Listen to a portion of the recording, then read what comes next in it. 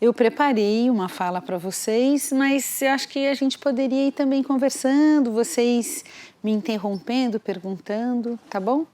Porque, ao invés da gente fazer, primeiro eu falo, depois abre para perguntas, acho que você acha que tudo bem? Então tá bom.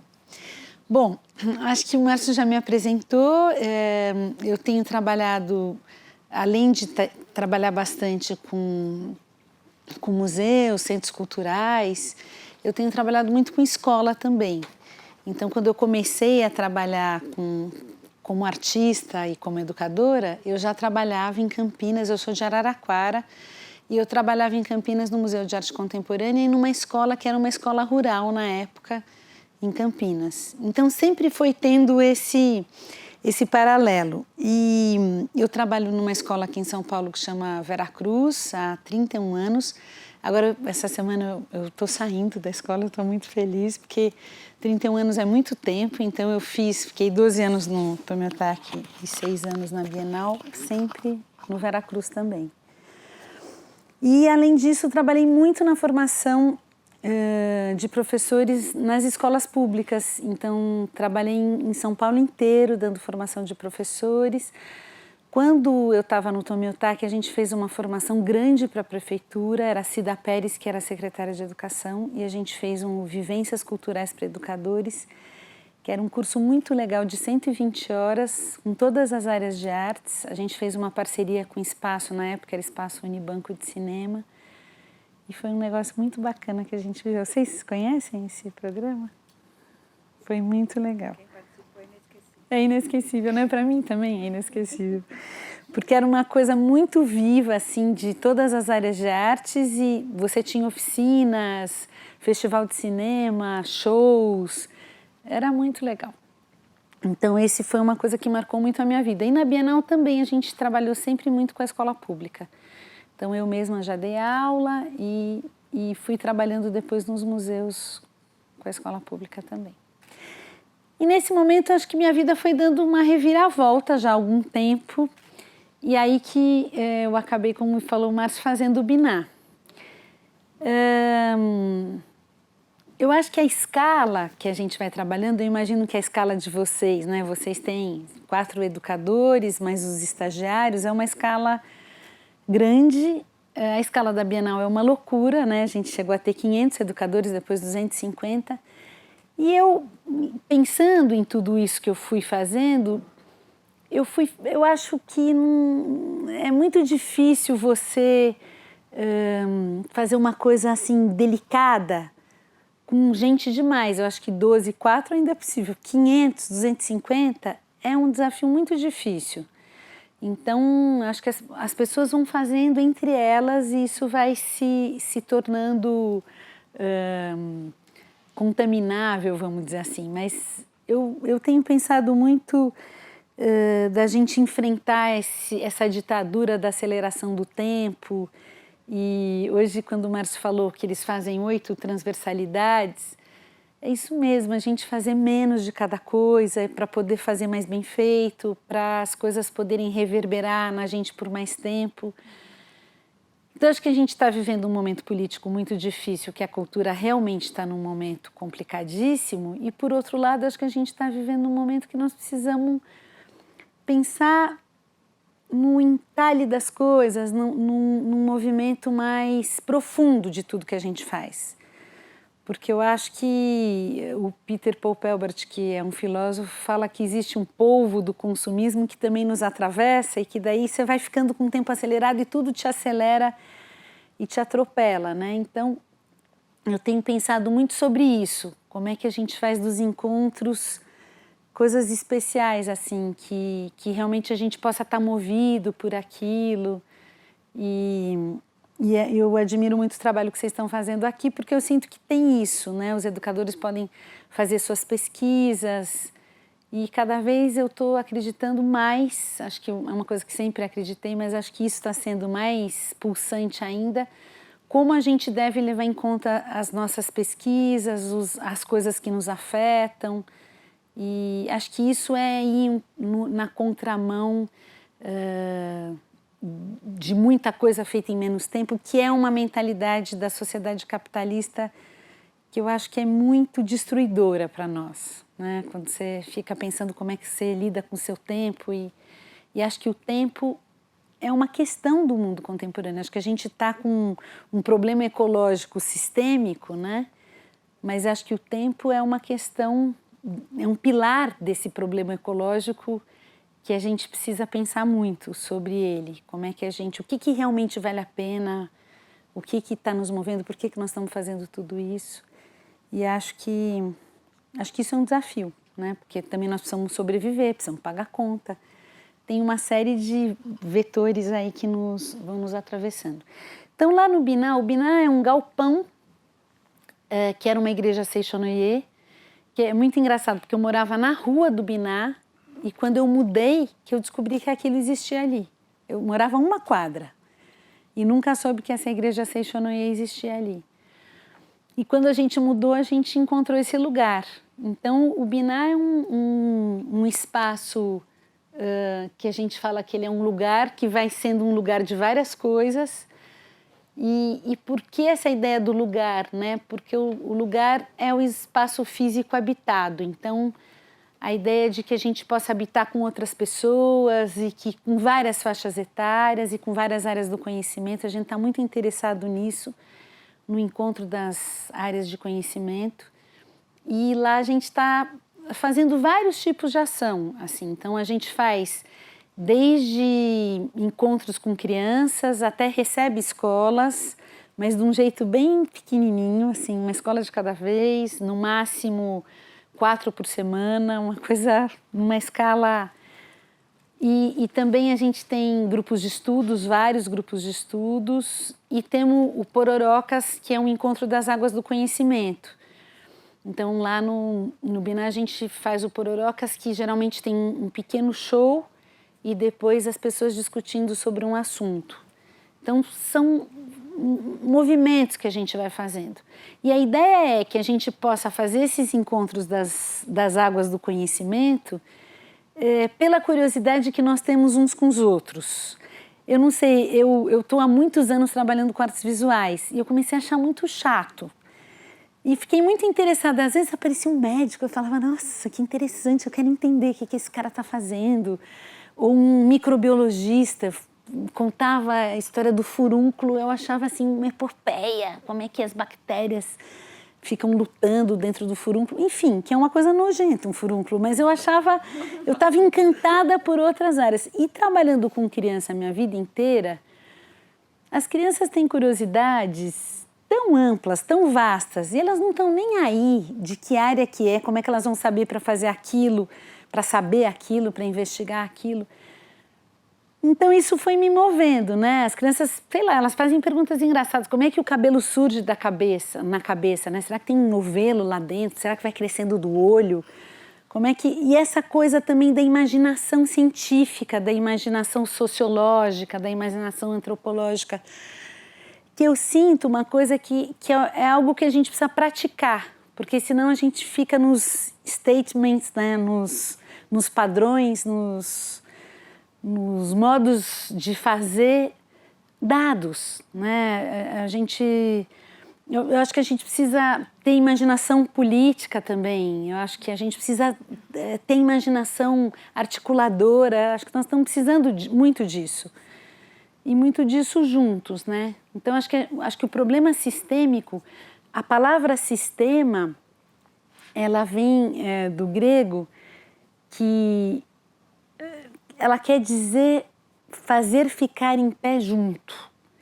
E eu sinto que nós estamos fazendo tudo cair, fazendo isso junto de uma maneira muito...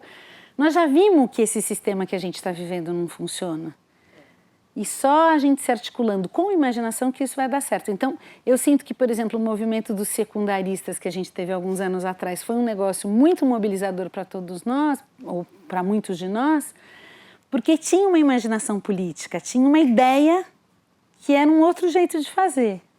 Então, acho que a gente precisa pensar um pouco sobre isso, sobre como é que a gente vai fazendo essas ocupações. Eu acho que o Biná está em movimento, eu não sinto que a gente ainda descobriu um jeito dele viver, porque economicamente ele é inviável. a gente está tentando. Então, a gente dá palestras, dá assessorias, vai fazendo coisas para poder o Binar viver. E aí arranja uma contribuição, um dinheirinho daqui faz não sei o quê, outro dali, uma coisa assim, simples. E a gente procura fazer tudo de um jeito simples, com uma equipe pequena, que vai fazendo acontecer. E muitas parcerias. Então, a gente tem várias parcerias. Bom, e aí lá tem uma biblioteca que a gente faz ateliê também, que é onde era o altar do... E a gente vai fazendo muitas investigações mesmo. Trabalhos de pesquisa, monta contextos. Eu acho que eu, como artista, sinto que também nessa hora de eu montar um ambiente, isso me mobiliza muito. O que eu vou misturar com o quê? A intimidade que eu tenho com as materialidades, como é que essas materialidades vão se relacionar, que potência elas têm também de criar desequilíbrios, de criar estranhamentos, de coisas que não se combinam, que estão ali e vão criar algum ruído, né? E também de questões mesmo, as questões que nos mobilizam nesse momento, que perguntas nós nos fazemos, o que a gente está interessado em estudar. Então, são coisas que a gente tem tentado trabalhar com as pessoas. E ao mesmo tempo, por exemplo, isso são as minhas esculturas. O meu trabalho do Fernando Vilela, que é meu companheiro, vai sobrevivendo junto com aquilo de outros artistas também, cientistas e pessoas que dão aulas lá. Então, vai tendo um povoamento cheio de ruído também. Que, às vezes com o trabalho das crianças, às vezes dos jovens, a gente trabalha muito com artista, e às vezes vai um músico que vai, enquanto a gente está dando uma aula de colagem, um músico, o Ari Colares, nesse dia estava dando uma aula de percussão, então vão acontecendo coisas juntas, assim, um pouco para se ativarem e criarem um certo tensionamento. Então, acho que tem essa questão, né, desse nome que eu e o Márcio conversando resolvemos dar, eu acho que eu, inspirada também pelo que o Márcio foi contando do Transversalidades, que são os atravessamentos do cotidiano, como é que isso vai acontecendo no cotidiano. E tem um amigo que chama Roberto Pompeia, que é um arquiteto, que outro dia foi lá fazer um pororocas, ele trabalha muito com moradia de comunidades que vão construir suas próprias casas. E ele foi dizendo a diferença entre o que é processo e o que é o avesso do processo, ou o contrário do processo. E ele começou a falar de que o processo tem a ver com detalhe, com um entalhe. E o avesso seria o atalho. Né? Então, sei lá, para uma criança, se a criança faz uma pergunta, como é que o pensamento surge na cabeça? E você vai olhar no Google, como é que neurologicamente o pensamento surge na cabeça, você acabou com a pesquisa da criança. Porque você acabou com toda a possibilidade da fagulha imaginativa que aquilo pode gerar para gerar uma invenção e sim, depois pode entrar no Google, não é execrável, mas eu acho que o Google é um atalho que empobrece a nossa vida. Ele pode ser um complemento, mas tudo a gente procurar no Google, e professor faz muito isso, né? Vai lá no Google e olha tudo, e dá uma empobrecida naquilo que a gente pode supor juntos, né? De como é que o pensamento surge na cabeça, será que ele entra pelo ouvido, tem uma usina aqui dentro, enfim, acho que aí tem várias histórias e narrativas que vão surgindo e algumas têm encontros com questões científicas. Então, acho que esses atravessamentos do cotidiano, eles foram me fazendo também pensar nos meus trabalhos de arte. Isso é uma maquete de uma instalação que depois que eu saí do Tomiotaki da Bienal, eu fiquei 12 anos no Tomiotaki, 6 na Bienal. Quando eu saí, eu estava numa crise profunda. Porque quando você faz trabalhos muito grandes, você faz muitas coisas maravilhosas e várias besteiras também. E aí você se encontra com você mesmo e fala, bom, o que eu faço com tudo isso, né? Tem coisas que foram muito boas terem sido feitas, outras... É que ninguém fala do currículo morte, só do currículo vitae, né? Mas o currículo morte é fundamental. Talvez ele seja mais importante do que o vitae, né? Então, nesse momento, eu fiquei pensando o que eu fazia com a minha vida, o que eu fazia do meu trabalho de artista. E eu fiz uma exposição numa galeria com quem eu trabalhava, e o galerista, que era uma pessoa muito especial, mas um antigalerista, porque ele não vendia muito, mas ele era um cara muito legal. Eu falei para ele, chamava Central Galeria, ele chama Wagner. Aí eu falei, Wagner, eu queria fazer uma montagem bem comprida, queria ficar 15 dias fazendo uma montagem. Aí ele falou, pode fazer. Eu falei, mas eu também queria convidar umas pessoas para virem conversar comigo durante a montagem. Pode fazer. Aí eu comecei a fazer isso, eu chamava umas pessoas e durante a montagem ia conversando sobre o trabalho. E as pessoas me deram vários cutucões. Por que eu tinha a minha vida de educadora apartada da minha vida de artista? Por que as coisas não estavam juntas? Por que eu não integrava isso? Por que os meus trabalhos não tinham um fazer que tem no ateliê, que eu gero no ateliê? Eu não consigo conceber um trabalho educativo sem um ateliê, porque para mim lidar com as materialidades como sujeitos da experiência, para mim são muito importantes por causa da minha experiência, talvez para outra pessoa não seja. Isso tudo me fez ficar com várias questões. Como é que traz as pessoas? Como é que faz isso? Acho que eu ainda estou com essas questões, porque quando você vai fazendo trabalhos de arte, tem coisas que você tem momentos que fazem, ai, que coisa boa, cheia de vitalidade, e tem outros que você fala, isso aqui não está muito funcionando, isso aqui está dependendo de não sei o quê. Você vai sentindo onde é que está a vitalidade da coisa. E aí eu vou passar um outro vídeo para vocês. Não sei se eu vou saber sair daqui, acho que eu vou. Espera aí que eu acho que eu vou saber. Só um pouquinho. Aí eu comecei a fazer um projeto que chama Lugares, que é um projeto que eu fiz no Sesc. E aí eu comecei a fazer umas maquetes, porque esse tempo todo que eu fiquei feito louca lá na Bienal, no Tomiotaki, eu não tinha tanto tempo para ir no ateliê. Só que eu tinha um monte de ideia. Aí eu ficava na cozinha da minha casa, fazendo umas maquetes das ideias que eu estava tendo, desenhava feito uma louca, porque para algum lugar aquilo tinha que ir, senão podia dar num assassinato. Aí eu começava a fazer maquete, enchia a minha casa, não sei se vocês viram ali no ateliê, tem um monte de maquete. Foram coisas que eu fui fazendo, algumas eu realizei, outras não.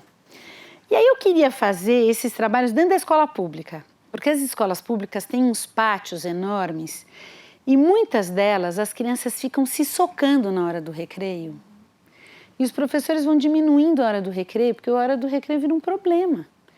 Por que vira um problema? Porque muitas vezes as crianças têm um corpo muito ativo e ficar sentada numa cadeira é insuportável. Então, quando elas saem, a energia está transbordando, elas querem dar pontapé no mundo, entendeu? Porque é muita energia.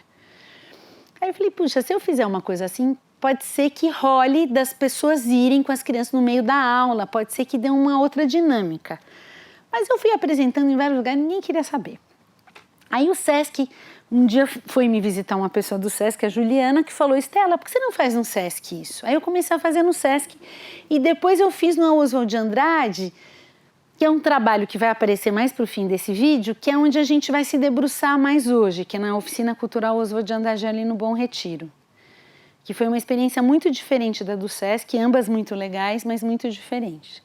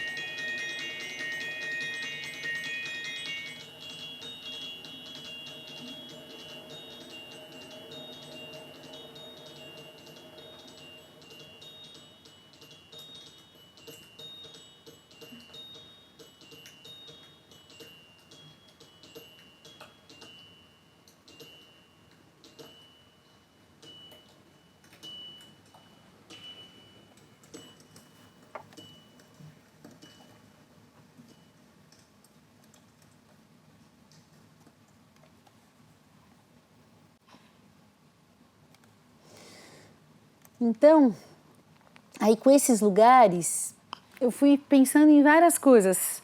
Primeiro, como é que é isso da participação? Como é essa coisa de todo mundo olhando para o mesmo lugar? Essa questão centrada no adulto, que muitas vezes a gente tem, que eu acho que é uma questão que a gente tem, né? É como aqui eu falando, está centrado em mim. Quer dizer, como é que é isso? Tudo bem de vez em quando está centrado num, depois está centrado no outro.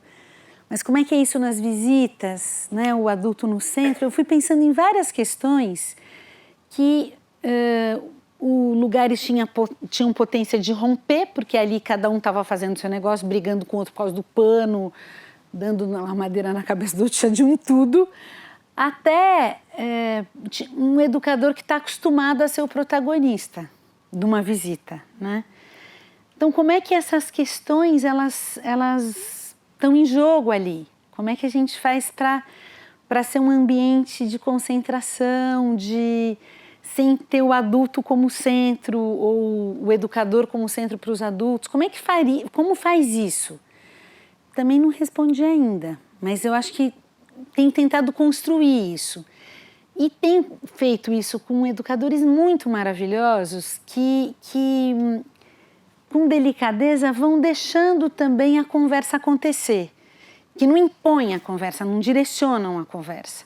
Só que isso foi muito difícil, porque tinha educadores que falavam assim, você não vai falar para a gente o que a gente tem que fazer? Eu falava, não. Acho que tem a proposição, o próprio espaço é minha voz, acho que tem as materialidades ali. Vamos ver o que vocês sentem. E aí eu vou percebendo que, como qualquer exposição na nossa vida, na vida de educador, conforme você vai convivendo com aquela obra, tem umas que vão ganhando uma potência enorme e tem outras que vão se despotencializando. Tem umas que às vezes no começo, na Bienal tinha isso, no começo você ama aquele trabalho, depois você vai achando que ele não é tão bom, outros que vão ganhando mais. Isso tudo na convivência vai acontecendo assim como a convivência com as pessoas, né? Pessoas que você vai encontrando lados que você nunca tinha percebido, para todo lado. Então, acho que esse tempo prolongado de uma exposição, ele também gera essa possibilidade de você ir experimentando as materialidades, vendo quais são os tensionamentos mais legais, né? Porque para ter vida, não pode ser frouxo. Para ter vida, não pode ser um negocinho assim, tem que ser um troço que te dá tesão, assim. A pessoa que está propondo o negócio, ela precisa estar tomada por aquilo, porque senão não gera vitalidade. E aí a gente fica numa faseção, né? Você recebe um monte de grupo, nada acontece com você, nada acontece com os grupos e a vida continua, mas meio sem graça. Então, as pessoas que fazem o negócio acontecer são aquelas que estão envolvidas com o que elas estão fazendo. E por isso também deixar a coisa mais aberta, não tão... Acho que eu posso trazer as questões que eu pensei e tal, mas não dirigir, olha, isso você mexe assim. Eu faço, às vezes tem uns grupos muito jovens e gente que nunca trabalhou, que não sabe nem como é que começa indo no banheiro. Eu vou no banheiro primeiro, eu sento em roda. Você tem isso muitas vezes em exposição. O que eu falo? O que é a primeira coisa que eu falo? Isso rola, de gente que nunca fez isso, né? Que não teve tempo de estagiar. No SESC vão mudando muito as equipes, então você tem de um tudo. Então eu faço sim, às vezes, uma sugestão de ativação, mas eu prefiro não. Eu prefiro que a pessoa vá vivendo ali, vá convivendo e ao conviver, pode ler coisas também, mas ao conviver vá sentindo por onde vai. Para ter esse entalhe, para ter... E eu sinto que na nossa vida isso é fundamental. Quer dizer, se a gente trabalha feito um louco, acaba no fim do dia exausto, e nada valeu a pena como um encontro que te traz uma fagulha, como uma coisa que te mobiliza, não está valendo a pena viver. Em última análise, a gente sente isso. Quando eu saí da Bienal do Tomiotaki, um amigo falou para mim, eu já entendi, você está muito mais Excel do que o Word na sua vida. E eu estava mesmo, entendeu? Muito mais Excel do que o Word. E aí, isso não estava me... Ou Paint. Ou Paint. Então, isso não estava me trazendo mais essa coisa vigorosa. Eu estava precisando me encontrar com ela outra vez. Então, eu acho que isso tudo foram questões que eu tinha vivido anos na Bienal e no Tomiotaki. Vivi modos de fazer muito diferentes, porque no Tomiotaki tinha uma coisa mais lenta, que você podia estudar com as pessoas. Tinha um dia que nenhum educador trabalhava e todo mundo estudava. Na Bienal, os números são avassaladores, tinham 6 mil pessoas por dia. Um monte de gente trabalhando, pessoas fazendo coisas incríveis, outras nem tanto. Enfim, aí tinha o tarado do parque, o roubo do celular, tudo ao mesmo tempo agora. As relações com os artistas, com os outros curadores, todos os egos, porque Bienal é a coisa mais importante da vida das pessoas. Então, o curador central que está pensando a mostra é, fatalmente, a exposição mais importante da vida dele, uma das, pelo menos. E para os artistas também, ou você ali faz a sua carreira andar, ou você também faz a sua carreira afundar. Então, é uma tensão, só que a Bienal era a nossa vida no dia a dia. Quem vivia a Bienal, de fato, éramos nós. Então, era muito tenso, muito cheio de egos, muito cheio de contradições, uma loucurada louca. E aí, até que ponto você sinaliza com limites, até que ponto você conversa tudo, até que ponto, sabe? Todas essas questões, como é que a gente negocia, né? Uma grande negociação, um grande jogo. E aqui, quer dizer, nesses trabalhos, era uma coisa mais delicada, assim, você não precisava se impor. Mas, no fim das contas, nesse trabalho, a coisa mais difícil para mim é nos educadores. Já estava querendo jogar todos pela janela, mesmo eu sendo uma educadora. Porque eles brigavam entre eles, ninguém sabe pesquisar. A gente não aprende na escola a pesquisar. Pesquisa para mestrado, mas pesquisar na vida, sabe? Tipo, eu estou fazendo isso aqui porque é uma pesquisa para mim, porque eu estou interessada nesse negócio, ninguém sabia. Então as pessoas começavam a brigar, não se entender. Olha, menino, eu ia lá toda hora e conversava e tinha lá um coordenador que tocava. Muita confusão. Então você tinha grupos que funcionavam muito bem e outros que não funcionavam tão bem. Como em qualquer relação humana. Mas eu fui percebendo que talvez tivesse que baixar um pouco o tom. O número de grupos recebidos, a temperatura, o ritmo de fazer as coisas, a percepção, a presença que podia ser mais sutil. E teve um grupo mais recentemente em Jundiaí, que foi uma exposição que as educadoras eram umas pessoas tão maravilhosas, que quando você chegava, você não sabia muito bem o que você tinha que fazer, o que era ótimo. Você não sabia se você podia pôr a mão, ninguém falava também. Se podia pôr a mão, não podia, se aquele binóculo era para olhar ou não era. E essa hesitação, ela é muito boa, porque a gente está num mundo muito que já você liga o botão, aperta não sei o quê, vai por aquele caminho, tudo dado. A hesitação, ela é um dado maravilhoso desse nosso momento. Você fica em dúvida de uma coisa, você não saber, você não ter a palavra da vez, você está no vazio, você fala, puta, não sei fazer isso. Por onde que eu começo? Coisa maravilhosa, rica, momento rico, o momento de não saber. Ele é um pouco angustiante, mas... E essas educadoras eram umas mulheres delicadas que não se impunham muito, ficavam ali e daí iam se aproximando, cada uma do seu jeito, uma mais falante, outra mais alegre, uma mais propositiva, outra não. Mas sem um negócio assim, pessoal, tô aqui, agora todo mundo olhar para mim. Não tinha isso. Tinha cada um chegando, indo por onde se interessava. Então isso mudou.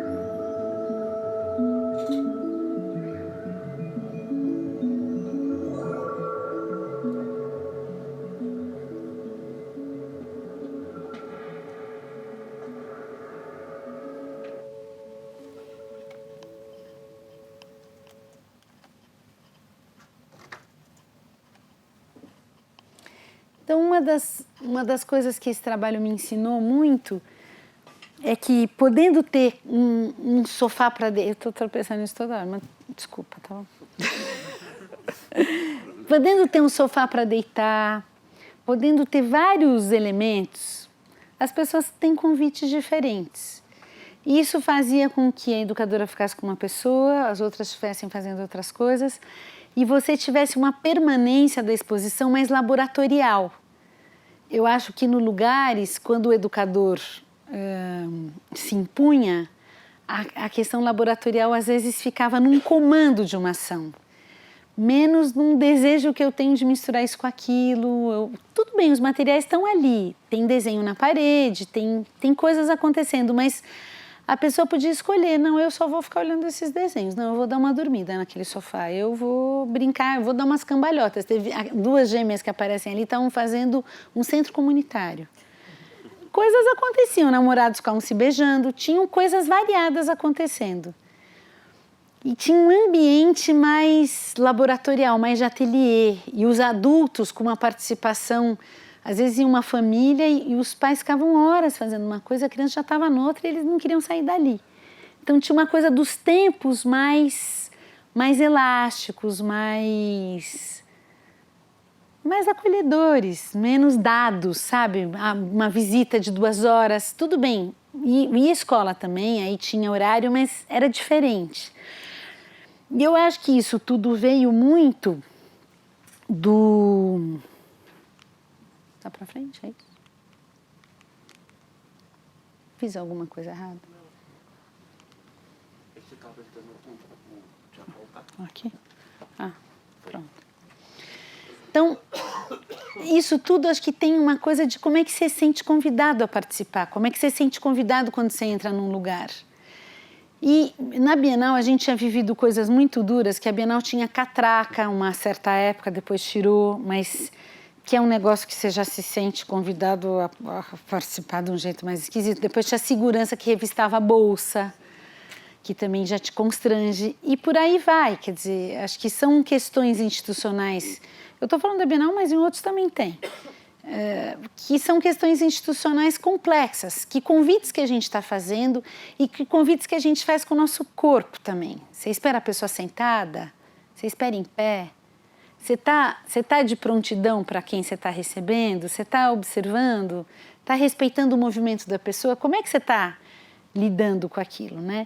Então, esses convites à participação, à colaboração, seja lá o que for, acho que aí tem várias instâncias de modos de colaborar, participar, apreciar. Tem muitos modos de você estar junto com as pessoas, conversar. Mas as pessoas querem estar na exposição de modos diferentes. Elas não querem estar todas do mesmo jeito. Nem os educadores, nem os curadores, nem os artistas, nem o público. Os públicos. Ninguém quer. Tem coisas que vão chamar a sua atenção que não chamam a minha. Tem outras que ela está super interessada que eu não estou, mas eu estou em outras que também pode ser que ela não esteja. Como é que a gente vive essa democracia que a gente descobriu que é a que a gente precisa? Que é cada pessoa sendo respeitada nas suas necessidades. Não é todos igual para tudo, ou seja, tudo igual para todos. É cada um nas suas necessidades, naquilo que a pessoa está precisando. Como é que a gente faz isso? Que é muito diferente de um padrãozão, né? E é muito diferente para as crianças também. Elas não precisam todas olhar para o mesmo lugar. Tem uma que está interessada no passarinho, outra na minhoca, outra... É isso. Na escola também é assim. Só que a gente faz uma coisa quartel-general, que a gente aprendeu a fazer, e não que isso está dentro de nós, dentro de todos nós. Dentro do cara mais revolucionário tem o quartel-general também. Como é que a gente lida com essas idiosincrasias? Como é que a gente vai percebendo esses confrontos, esses problemas e vai lidando com eles? Então, eles são problemas a serem discutidos, né? E acho que de tempos em tempos nós precisamos parar para estudar o que nós estamos fazendo. Porque no fim das contas é disso que se trata. A gente estuda um monte de livros, a gente estuda... Mas a gente estuda a fundo o que nós estamos fazendo, né? A gente escreve sobre isso, a gente faz um filme e todo mundo olha e vê como é que você estava atendendo, para onde as crianças estavam olhando. O que tem de potência? O que tem para você de potência nessa exposição? O que tem para ela? Ah, eu tenho vontade de pular, o outro precisa ler um poema. Eu não sei. A arte, ela mobiliza coisas muito diferentes em nós. E como é que nós lidamos com essa democracia, que são as necessidades singulares respeitadas, inclusive as nossas, né? Que não é um padrão. Então, esse como é que você se sente convidado a participar, também como é que você se convida e convida o outro a participar. E aí eu acho que tem um jogo e situações relacionais, tem um jogo aí, porque vão tendo regras, combinados, as instituições que a gente trabalha também têm suas orientações, é muito complexo. O SESC, por exemplo, é muito interessante, cada SESC é um SESC. Apesar deles terem questões éticas muito similares, quem está na gestão define. Tem gente que é muito mais aberto a essa variação, tem outros que visita de 2 em 2 horas, ganha senha. Porque também, eu não estou julgando isso não, porque também vai ver que aquele SESC tem 500 milhões de pessoas, eles precisam de senha, porque senão não atende todo mundo.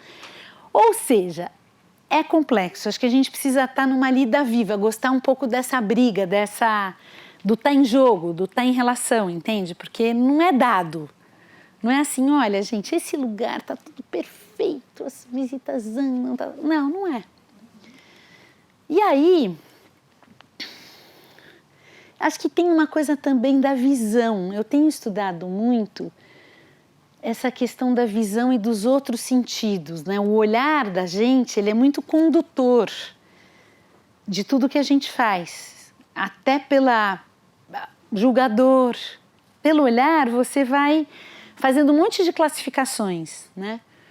E como é que o corpo dialoga com o espaço, como é que o corpo está presente, é um lugar que você pode rolar, deitar para olhar as obras, como é que a posição do corpo está em relação aos trabalhos, é um lugar que se todo mundo fica em pé e vai andando em pé no mesmo ritmo, ou não, cada um pode achar seu ritmo. Como é que a gente lida com esse corpo dentro do espaço? Eu me lembro que quando eu comecei a ser diretora no Tobiotaki, eu dava aula para criança bem pequena. E um dia eu perguntei para as crianças, se vocês fossem levar um amigo no museu, as crianças tinham 6 anos, o que você falaria para ele? Aí um falou, eu falaria que lá é um lugar que ninguém pode pôr a mão. O outro falou, olha, eu falaria que é um lugar que não pode correr. O outro falou, eu falaria que é um lugar que tem que ficar em silêncio. Aí eu fui ouvindo tudo aquilo e falei, gente, que lugar chato. Não pode nada. E aí isso, no Tomiotaki, eu acho que o Ricardo Otaki, que é o presidente lá, também tinha muita abertura. Nós pudemos fazer muitas coisas dessas, de ver a exposição deitado, de poder correr no grande hall. Outros corpos presentes, corpos mais ativos, de crianças pequenas que também precisam se colocar, se expressar. É uma espécie de casamento que acontece, de encantamento entre o corpo e o espaço. Isso. É como se estivesse abraçando quando eles rolam. É maravilhoso isso. Eu acho que no fundo é isso que está falando, encantamento. E eu acho que quando a gente está falando disso, nós estamos falando também do que as pessoas acreditam, o que elas valorizam, né? Sei lá, por exemplo, aqui foi um banco, é um lugar todo de mármore. O que o mármore fala para nós? O que essa materialidade fala para nós? Ela é uma materialidade. O que fala para vocês? Suntuosidade. O que mais? Poder. Dinheiro. Quando eu comecei a trabalhar no Tomiotaki, as pessoas tinham vergonha de entrar lá, achavam um lugar muito chique, que elas não tinham roupa para entrar, por onde que entra, tem que pagar, o que eu faço? Tinha ali Então, tem uma barreira que é visual, que é matérica, que é muito forte. E se tem uma barreira pra gente que está acostumado, imagina para quem não está, né? Exatamente. Quem acha que o museu não é para ele. Exatamente. O grupo do EJA que nós levamos, elas se maquiaram muito, se arrumaram todas. A gente vai no Tomiotaki, foi um grande evento. Sei. Porque elas tinham exatamente esse olhar. Assim, a gente tem que ir muito chique, porque senão a gente não vai conseguir entrar. É muito maluco isso. Então, acho que tem essa coisa dos corpos, como é que os corpos se comportam. Teve uma época, acho que isso melhorou, mas teve uma época que você entrava numa galeria, você tinha uma cara de que não ia comprar obra de arte, você era olhado meio torto. Acho que as galerias foram melhorando isso, mas... Alguns lugares continuam. Continuam, né? Então, tem esse cara aqui que eu tenho gostado muito de ler, que ele é um arquiteto finlandês, que ele começou a trabalhar nos anos 60, 70. Ele é meio hippie, acho que eu também sou um pouco hippie. Que bom. Então, acho que ele traz um negócio muito legal, que é que o mundo contemporâneo foi deixando tudo liso, para ser fácil de limpar. Então, tudo de fórmica, tudo de plástico. E, na verdade, a rugosidade, a porosidade, ela ensina o corpo. Então, ele fala que no mundo contemporâneo a gente acha que os olhos são o órgão mais importante do corpo. Mas ele fala que o órgão mais importante do corpo é o tato, que está no corpo inteiro. E ele vai falando sobre os olhos da pele. Então, ele fala que na pele tem os olhos.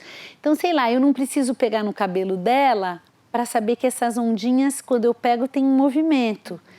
Ou, sei lá, eu não preciso pegar nessa poltrona para saber que ela é rugosa. Ou no chale dela para saber que tem um pontinho, umas reentrâncias.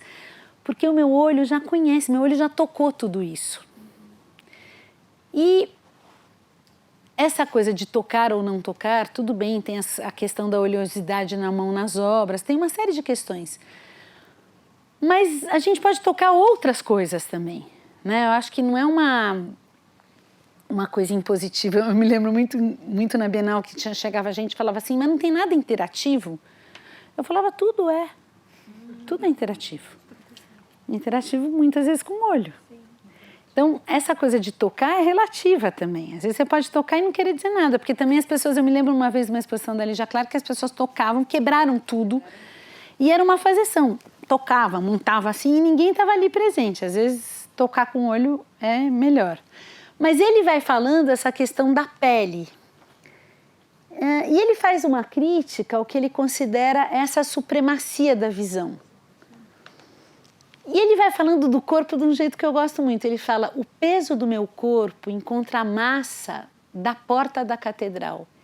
E minha mão agarra o puxador à medida em que eu penetro no escuro vazio que segue. Eu me experimento na cidade. A cidade existe através da minha experiência corporificada. A cidade e meu corpo se complementam e se definem mutuamente. Eu moro na cidade, a cidade mora em mim. Então ele está falando da relação do corpo. E ele tem os outros textos que ele vai falando como é que é uma pessoa subindo uma escada grande. Como é que é sentir esse corpo subindo a escada. Então a nossa relação com a cidade, a nossa relação com a escala das coisas, né? Um trabalho como esse. Eu cheguei aqui, tinha uma pessoa que eu conhecia por acaso, vendo a exposição, e ela estava encantada de olhar de baixo e ver. E ela ficou horas assim, ela ia girando. E era uma dança, uma coisa linda. Ela ia girando e olhando assim, e ia girando. Quer dizer, são convites para o corpo muito diferentes, né? São convites que te mobilizam a ter energia com aquilo.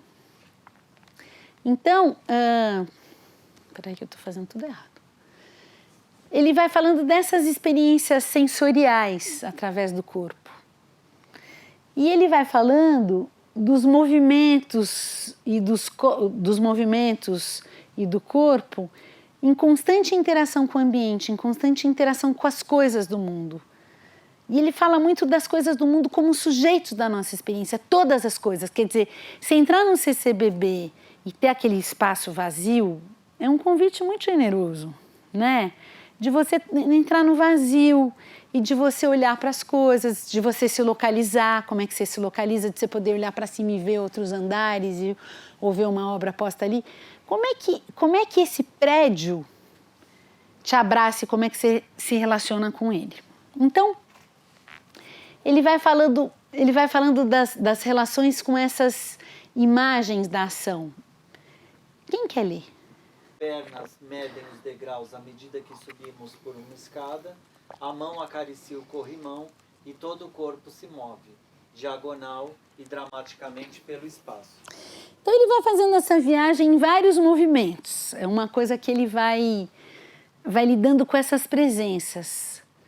E ele vai lidando com as presenças que são diferentes, porque se o meu corpo é a medida da minha relação com as coisas, a gente está lidando com diferentes, os corpos são diferentes. E como é que a gente se coloca nesse movimento de percepção, de como é que os corpos se movimentam, quais são os ritmos dos corpos. E aí o Guilherme Wisnik, ele fala na Arquitetura do Nevoeiro, que é um texto que ele fez para Piauí, da hipervisibilidade também, que a gente vive num mundo que tudo é hipervisível, ou pelo Facebook, ou pela transparência dos prédios, e que na verdade essa hipervisibilidade, ela esconde a possibilidade de você se olhar, de você estar presente naquilo que você vai fazendo, de você... ele fala muito dessa essa autoconfiança impositiva, esse tom que todo mundo é competente e sabe das coisas, e sabe esse imperialismo de um saber que eu preciso saber? E educador tem muito isso. Então isso nubla o nosso contato com a gente mesmo, o contato com a intimidade, o contato das relações. E essa ultra vontade de nitidez, ela nos afasta dos afetos de vitalidade, que a gente tem desde que a gente está na barriga. Então tem um médico que ele fala sobre isso, sobre os afetos vitais de cada um de nós, de cada pessoa. E ele fala que para você ter afetos de vitalidade, você precisa estar disponível para ser afetado, você precisa entrar em relação para ser afetado. E precisa dar o tempo dessa relação, considerar todo o seu sistema perceptivo e essa questão da imaginação poética, das metáforas, das relações de metáforas que a gente vai tratando. E, na verdade, quais são as metáforas? As metáforas são uma brincadeira do pensamento. As metáforas são quando o pensamento vira cambalhota, quando o pensamento vai para outras regiões, quando você faz associações. Então, como é que você lida com esse corpo e com esse pensamento brincante?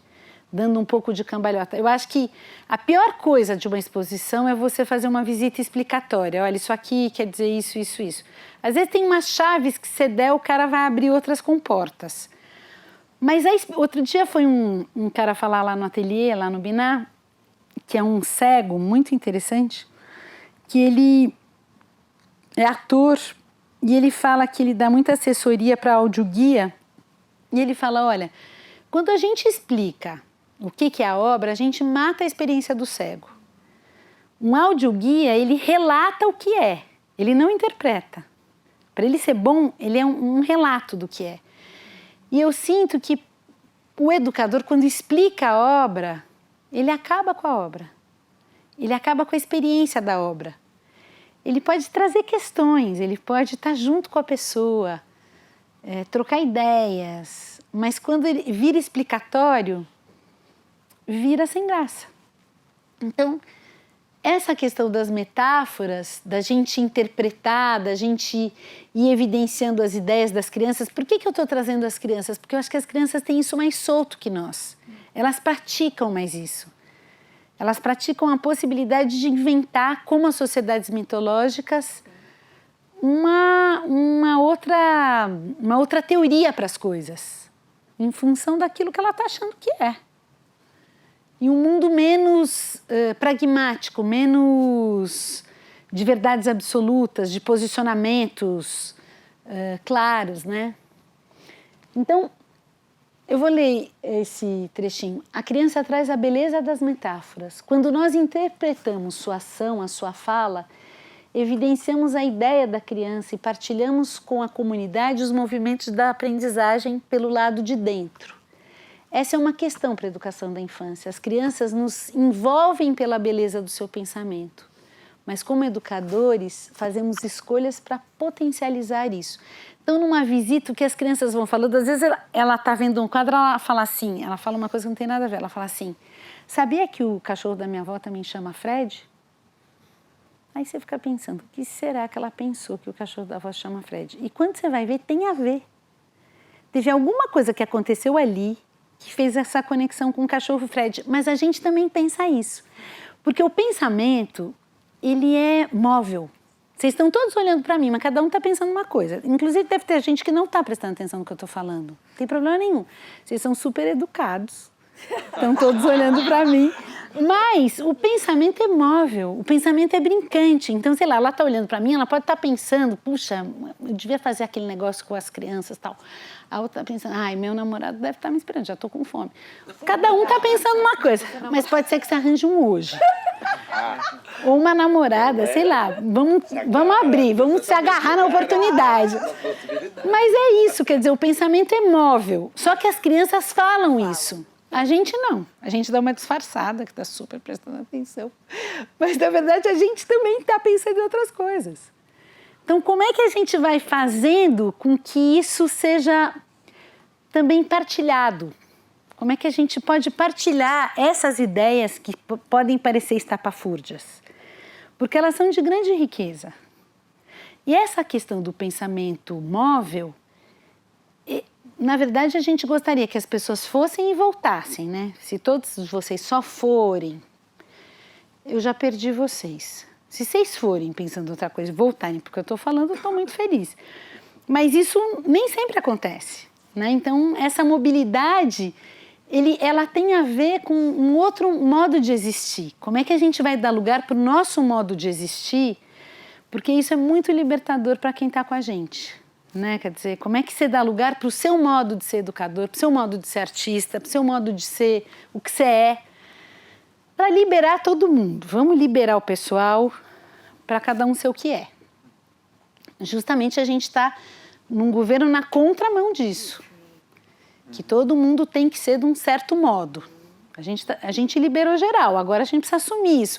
Só que às vezes a gente não faz isso para nós, a gente não consegue se liberar. Para às vezes estar numa discussão política e você falar, puxa, acho que eu não concordo com nenhum desses aí, vou ficar quieto. Né? Ou fazer política na internet. Todo mundo tem que fazer política na internet. Não, você tem sua posição política, mas você não precisa ficar pondo tudo na internet que você pensa. Então, como é que a gente se coloca nas situações? Isso é uma coisa que eu tenho muito pensado. Uma certa exposição, ela pode te levar para um caminho de leitura, sei lá, que se relaciona com um tipo de comida ou para um caminho de leitura que te lembra um filósofo, um poeta, Como é que nós vamos dar lugar para isso? Mas isso nos convoca a realmente se relacionar com aquilo. A não ser uma coisinha assim, eu vou lá, finge que eu faço meu trabalho, o pessoal finge que está tudo bem e o público finge que também gostou e todo mundo fica fingindo que está tudo certo. Como é que a gente inverte isso? Como é que a gente subverte isso, né? Que é essa questão da resistência como resistência, né? Então, quando é que a gente não se escuta no dia a dia? Quando é que a gente não escuta os outros no dia a dia? Quando é que a gente precisa olhar de longe para perceber? Quando é que a gente precisa olhar bem de perto para perceber? Como é que essas coisas nos convocam? Como é que essas coisas mexem com a gente? E aí tem o Davi Lapujade, que é um filósofo que trabalha com as existências mínimas. Ele vai trazendo as questões daquilo que pode passar desapercebido, daquilo que tem potências escondidas e que a gente não está vendo.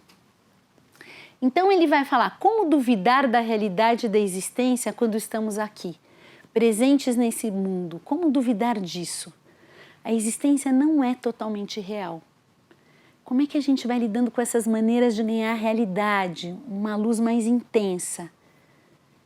Como é que a gente vai lidando com essa mudança de planos? Como é que a gente torna o real como aquilo que existe, mas que também traz a imaginação? Como é que a gente vai fazendo isso? E não fica num modus operandi. Isso que eu estou falando faz sentido para vocês? O que vocês estão pensando?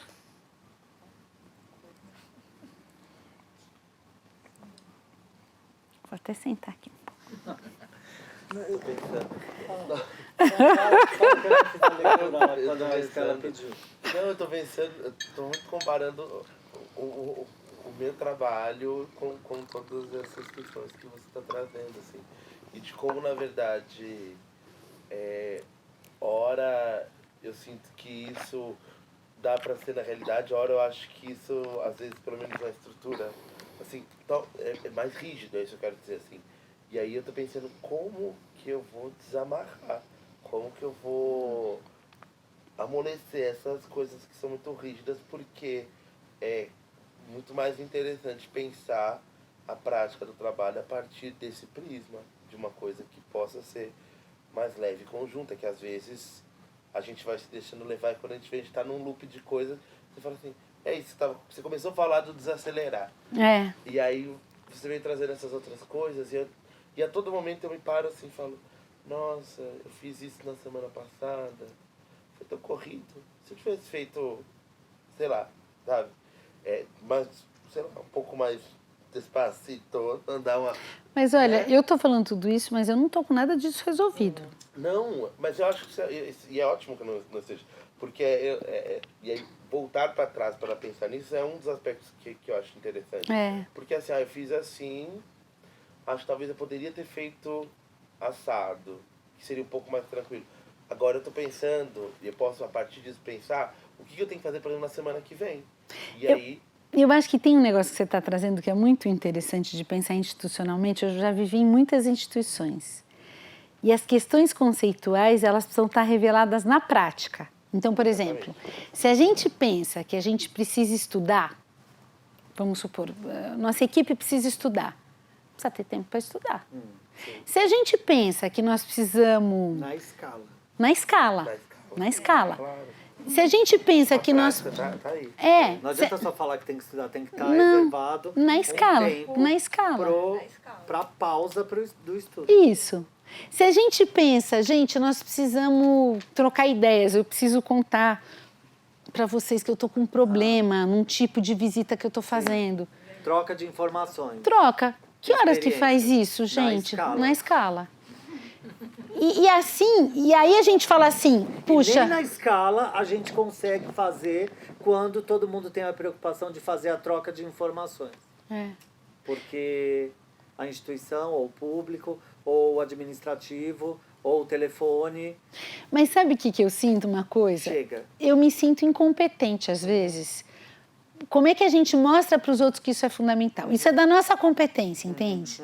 Porque todo mundo está em crise, viu? Todo mundo está em crise. Todo mundo, nesse momento do mundo, outro dia um amigo meu foi me ver, um cara muito legal, eu falei para ele, ai meu Deus, tão em crise, tão em dúvida. Ele falou assim, nossa, como você está saudável. Quem eu encontro que está assim, muito decidido com tudo certo, está super doente. Porque nós estamos num momento do mundo que nós não temos dúvida de algumas coisas, que o mundo está nos convocando a pensar sobre. Agora, tem uma competência que é nossa de transformar isso, nós juntos, entende? Que é assim, porque senão você fala assim, puta, eu estudo, olha como é que eu falo, eu trabalho numa escola há 30 anos. Ah, mas sempre foi assim esse negócio. Se eu falar assim... Não sou, porque nunca vai mudar mesmo. Eu já estou decretando que esse negócio está desse jeito. Como é que a gente transforma as estruturas juntos por um caminho bom, contaminando, né? O Cildo Meirelles fala que é um artista plástico, ele fala que ele gostaria que os trabalhos dele sequestrassem as pessoas. Como é que a gente sequestra as pessoas? Com o nosso modo de fazer e com entusiasmo. Tudo bem, gente, os bolsonaristas estão todos por aí. Mas eu acho que se a gente não bater de frente, mas for por outros caminhos, eu acho que a gente consegue. Não sei se eu sou muito otimista, talvez, mas acho que a gente precisa tentar. É porque a gente só está pensando num caminho que sempre foi feito, só que ele não está mais funcionando. É. Nós temos que sair Mas, outros caminhos. e esse exercício tem que ser constante. Constante. Então, quando você menciona a grafia dessa palavra que a gente tem sido convocado a pensar ou a agir em reação a essa reexistência, né? Isso. É um sintoma muito agudo da atualidade, a gente viver essa reexistência e ter que ler e escrever e se relacionar com essa nova palavra na atualidade, né? E eu fiquei pensando também sobre... Olha, a Estela vem com essa palavra, porque é uma palavra que de tempos em tempos que chega ou me afeta, entende? Então, e não era assim há 1 ano e meio atrás. Não, e tem a ver com existir mesmo, né? Como é que eu existo agora? O que eu faço agora? Eu não sei, eu acho que Outro dia veio aquele Harari lá, sabe? Aquele que é um cara que escreveu o Sapiens. E ele fala que ele é um estudioso de tecnologias, da humanidade, enfim, um cara que estuda muito as atualidades e tudo mais. E ele fala que a maioria das profissões que existem hoje vão acabar e que a gente não tem a menor ideia do que vai ser, mas que vão existir outras. Tá tudo por inventar, nós podemos inventar. Agora, como é que a gente faz isso? Entende? Como é que eu acho que o revolucionário está na gente conseguir se articular para fazer as coisas do outro modo, porque a gente também se repete, a gente reclama, a gente dá uma terceirizada, o fulano não sei o quê, o outro, mas a gente se repete, é super difícil comigo mesma, eu falo, eu vou mudar esse meu negócio aqui, quando eu vejo eu estou fazendo do mesmo jeito outra vez, que eu acho que são um pouco as nossas neuroses, né? Uma coisa da psique, a gente é lento e se repete, então não adianta terceirizar. Né? O Beuys, que é um artista alemão, falava que a revolução somos nós. Nós precisamos fazer essa revolução. E talvez a gente não consiga fazer junto, não consiga fazer separado. E talvez não consiga fazer junto também, eu não sei como é que a gente vai fazer isso. Mas, porque fazer sozinho, se mudar sozinho, sem o outro, é muito difícil. E, ao mesmo tempo, grudado no outro também é muito difícil. Como é que faz isso, né? Eu não tenho a menor ideia. Mas eu sinto que nós precisamos fazer. E ela é dessas ativações mínimas, ela está nessa relação desses vetores. E o Davi Lapujadi, ele fala assim que os vetores, as linguagens, elas estão dentro do sistema. Elas não são formas, elas são só forças. Então, esse jeito que a gente faz, esse jeito que eu fiz de ser mais Excel naquele período da minha vida, aquilo não era só a forma do Excel, aquilo trazia como um signo, como uma representação, como um sentido de um modo de funcionar que era representado pelo Excel, que ocupava meu tempo, entende? Tem uma questão política de ocupar o nosso tempo. Aquilo que ocupa o nosso tempo ocupa a nossa vida. Então, como é que a gente lida com isso? Como é que a gente se ocupa das coisas? Eu acho que quando você traz essa questão, tem coisas que eu vou conseguir, tem coisas que não. Todos nós, né? Eu acho que tem coisas que nós vamos ter que continuar pagando a conta de luz, porque senão nós vamos ficar sem luz. Acho que tem coisas muito concretas na nossa vida.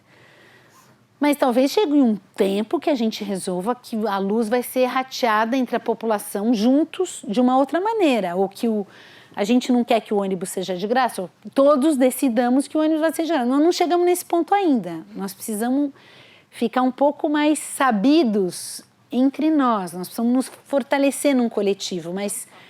Isso que você disse é um fato, nós precisamos nos fortalecer no coletivo. E é muito difícil também, porque não é fácil conviver, não é fácil pensar junto, não é fácil. E acho que a gente tem uma expectativa também de um pai que vai resolver o nosso problema, de um chefe que resolva tudo, e não vai existir esse negócio, viu? Não vai existir essa pessoa. Somos nós mesmos. Nós temos que nos... Eu fico vendo as festas populares. Você vê como elas funcionam bem. Sei lá, um Bumba Meu Boi. Um Bumba Meu Boi é um negócio, é um empreendimento, gente, um Bumba Meu Boi. As pessoas bordam as roupas, as pessoas fazem caruru, as pessoas tocam os tambores, vem tambor de não sei de onde, aparece bebida, catuaba de não sei... Não tem chefe, tem lá uns líderes, mas não é uma coisa... É o povo fazendo para o povo. E funciona. A escola de samba também é assim. Tudo bem, tem o bicheiro atrás, tem um monte de coisa, mas tem um negócio que funciona, entende? Então, eu acho que... E outro dia eu estava lendo sobre as plantas e eu achei muito interessante. Chama Revolução das Plantas, esse livro. É muito legal. E ele fala que a gente precisa aprender muito com as plantas, porque as plantas não têm um coração... 2 pulmões, como a gente... As plantas têm os mesmos órgãos por elas inteiras. Então, se você corta um pedaço, o que vai crescer vai tendo os mesmos... E aí esse cara vai fazendo... Como que ele chama mesmo, o autor? Esqueci o nome dele. Ele vai fazendo uma leitura de que os sistemas centralizados numa pessoa, eles estão fadados ao fracasso. Porque se aquela pessoa morre, aquilo acaba. Então, como é que a gente faz um sistema? Eu também não sei direito.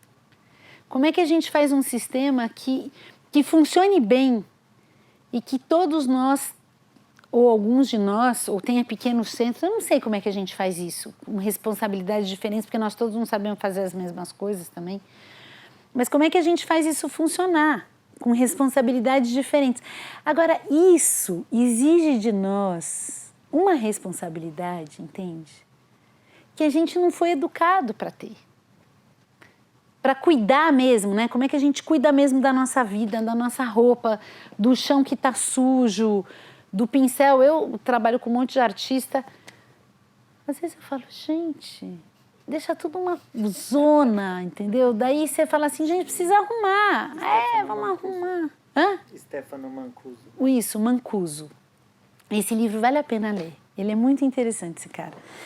Mas, então, acho que são questões, as questões que estão dentro da educação, que estão dentro da educação pela arte, elas estão dentro do mundo contemporâneo. A questão da ecologia, ela é uma ecologia interna. A gente está vivendo questões da ecologia da atenção, porque as pessoas estão com problemas de atenção. Ela sempre foi móvel. As pessoas estão prestando sempre atenção em alguma coisa. Mas agora todo mundo quer que as crianças prestem todas atenção na mesma coisa, aí dá remédio, porque não está desatento. Ele está atento, só que em outra coisa, não aquilo que a professora está falando. Então a gente está vivendo essas... E ao mesmo tempo, eu não sei vocês, mas às vezes eu fico lá no celular. Quando passou um tempão, eu fiquei tão dispersa e não me alimentou em nada ficar naquele negócio. Umas 300 abas abertas. Umas 300 abas abertas. E a gente é capturado. Vocês são capturados também? Eu sou muito capturada. E às vezes eu falo, não, hoje eu vou deixar numa gaveta meu celular, que eu não vou olhar para a cara dele. Então, eu acho que tem essas capturas do mundo contemporâneo que fazem também você sair desse núcleo que te alimenta, sair daquilo que realmente vale a pena na sua vida. Então, sei lá, você está num museu, que obra que é uma obra que, puta, essa obra, ela muda tudo. Vou falar dela. Como é que a gente cria essa diferença pelo atravessamento que traz para nós? Né? Porque, sei lá, você pode estudar, você pode trabalhar, eu sempre acho que o professor estuda também. Sim, total. Você pode estudar, trabalhar numa escola pública, que tem um currículo. Quem vai decidir como é que aborda aquilo é você. Então, por que fio que você começa, né? E acho que essa questão da força e da forma, eu acho que nós precisamos olhar muito para isso, porque nós estamos com muitas formas vazias. Mesmo formas de palavras, sabe aquelas palestras que você vai, que você fala assim, ai meu Deus, essas palavras todas que toda hora eu estou ouvindo coisa mais chata. Que são essas palavras que são legais, mas que vão se esvaziando de tanto serem usadas sem conexão. Como é que a gente dá força para a forma? Como é que a gente traz uma forma que tem força? Ou inventa? Que não vai ficando tudo camiseta em série. Como é que a gente retoma o vigor da forma? Né? Como é que a gente faz isso acontecer? E aí o Davi Lapujade fala assim, pois a arte são todas as artes e a existência é cada um dos modos de existência. Cada modo é por si só uma arte de existir. Ou seja, tem uma questão existencial que nós estamos vivendo que são os modos de existir. Como é que a gente dá lugar aos modos de existir? Conseguindo pagar a conta, conseguindo sobreviver, que é um desafio imenso. Mas como é que a gente faz isso? E como é que a gente faz isso num coletivo?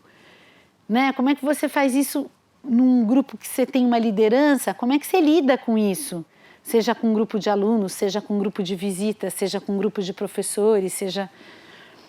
Como é que a gente faz efetivamente ter respeito, você ter respeito pelos outros e os outros entre si, desses modos de existir? Como é que a gente faz isso acontecer? É uma lida profunda, né? Bom, e aí ele vai falando os modos de existência como essas ocupações de tempos e espaços. e essa existência dos fenômenos como coisas e desses seres imaginários. Então, o tempo todo, o que está presente, o que é pensamento, o que é corpo, o que é imaginação, o que são as coisas que se lida, são todos sujeitos da nossa vida, são todos sujeitos da nossa... E aí ele vai falando assim, todo ser é uma maneira de ser, e reciprocamente, toda maneira de ser é um ser distinto, que existe a sua maneira. Então tem aí uma coisa linda, né? Eu só vou andar mais rápido. Que horas são agora? Agora são 7h30. Tá. Eu vou pular um pedacinho, porque eu queria ir para essas obras oficinas. Esse trabalho eu fiz em 2015, lá na Oficina Cultural Oswald de Andrade. E ele foi muito interessante. Ele tinha, vocês viram no vídeo, ele tinha essa sala das caixas e lá fora ele tinha uma cozinha aberta, que as pessoas podiam cozinhar e que a gente recebia também as pessoas para cozinharem, iam cozinheiros. E foi muito interessante, porque os educadores a gente fez uma residência de educadores, então a gente abriu um edital, recebeu um monte de gente e fez uma residência de educadores. E também deu seus problemas, não foi nenhum mar de rosas, mas esses educadores que ficavam lá numa situação de residência e resistência também, eles iam observando os movimentos que tinha na obra e eles foram fazendo uma documentação disso, um relato disso, que é muito legal. Eu já mostrei eles para vocês? Não vai aparecer aqui. Eu chegava lá, cada hora estava de um jeito. E essa era a cozinha, que a gente tinha ervas plantadas e vinha a fruta da feira, a gente comprava fruta na feira e as pessoas iam ali cozinhar. Então, a gente cozinhava junto no fim de semana, iam cozinheiros, e essa cozinha, a gente tinha uma capinha que cobria isso, porque ficava ao ar livre. Opa! É isso mesmo. E aí, lá nesse trabalho, teve uma coisa da observação dessas pessoas, deles se abalarem pelas existências que haviam ali. E deles serem também observados e observadores. Então, o Boal fala assim, que todos os seres humanos são atores, porque atuam, espectadores, porque observam. E ele fala que somos todos espectoatores. E eu sinto que esses educadores se colocaram muito nessa lida. E eles foram cartografando as percepções, localizando, conectando as experiências. Tem essa frase da Virginia Kastrup, que é uma psicóloga, que ela fala: do cartógrafo se espera que ele mergulhe nas intensidades do presente para dar língua para afetos que pedem passagem. E aí, isso era a curadora foi a Galciene Neves, e a gente fez esse material, e um trabalho chamava Para Ver a Paisagem. Então, uma paisagem é uma forma de apreensão do mundo, um desenho que traçamos a partir de relações com a realidade que nos cercam e com os lugares imaginários que nos povoam. E a gente foi estudar muito sobre a paisagem, o corpo fazendo paisagem, como é que a pessoa se deslocando, ela intervém na paisagem.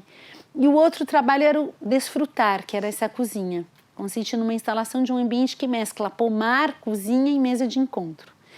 Só que isso esse também eu fiz umas maquetes antes, fui estudando como é que eu queria cada coisa, fui desenhando, fiz muitos desenhos do lugar e fui pensando junto com a Gal em aspectos desse trabalho que para nós eram fundamentais. A questão do habitar, por exemplo, ser um lugar que a cozinha está aberta para quem quiser vir. Então, se todo dia quisesse vir alguém, a pessoa podia vir. E se quisesse ter grupo, também podia. E se a pessoa queria fazer uma comida que ela inventar, também podia. Então, por exemplo, um grupo lá fez um jantar para moradores de rua. Um grupo que estava fazendo uma ação dentro da Oswald. Uma outra moça fez uma comida que é uma comida que ela gosta muito de fazer. Iam aparecendo coisas. Foi uma coisa incrível esse trabalho. E os educadores tinham uma abertura muito grande. Então, essa questão do habitar, que é você se sentir abrigado pelo espaço, você sentir pertencente no espaço. Era uma ideia que a gente tinha de ser como uma casa, ser como um... E ao mesmo tempo que houvesse uma mistura, que tivesse... Eu gosto muito dessa ideia de você ter uma coisa que você possa fazer com a ponta do dedo e ter uma coisa que você possa fazer com o corpo inteiro. Então, essas variações de corpo, de concentração, me tomavam, assim. E aí a gente foi vendo alguns verbos, a questão de mirar, do lado de fora a gente pôs uma escada que as pessoas podiam olhar para dentro.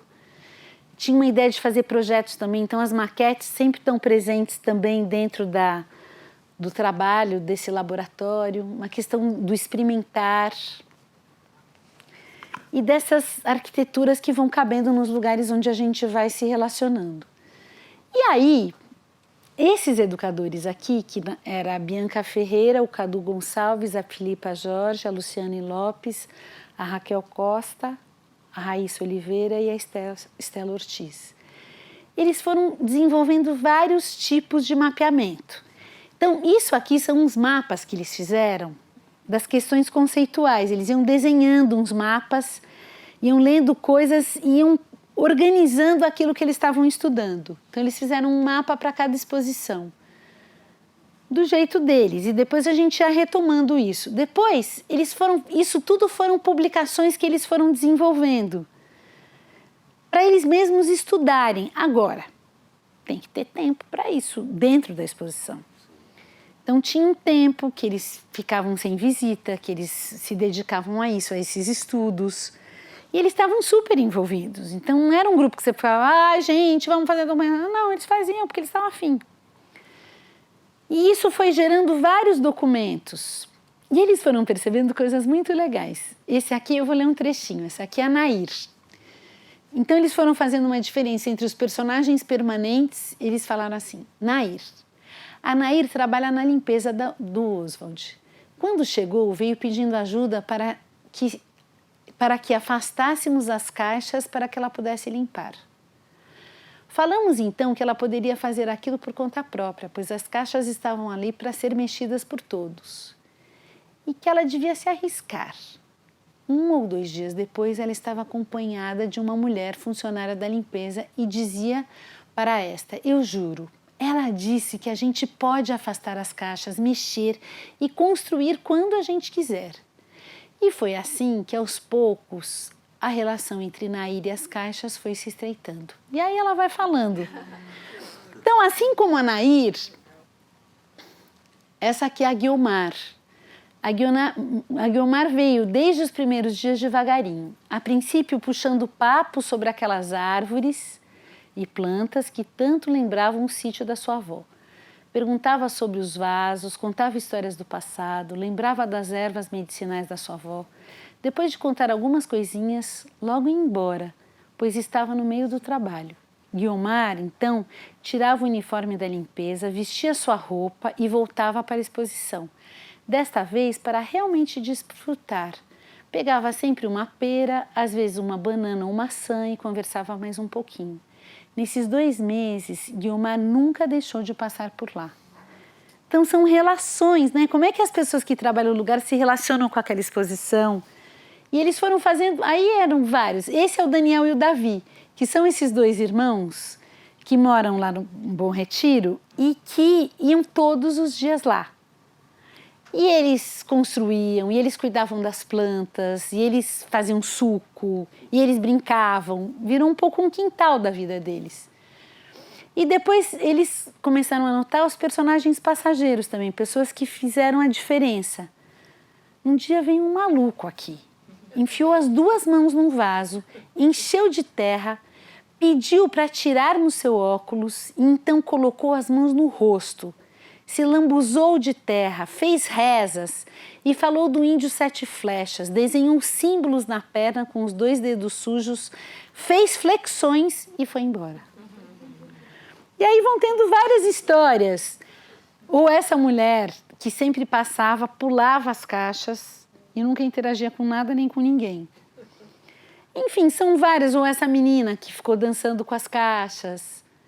Então, por que que eu estou trazendo isso? Porque a gente conversava muito, a gente teve várias reuniões, vários encontros para falar sobre essas coisas, mas essas são existências mínimas, são pequenas existências que acontecem numa exposição que a gente não se dá conta, porque ela não é numérica, entende?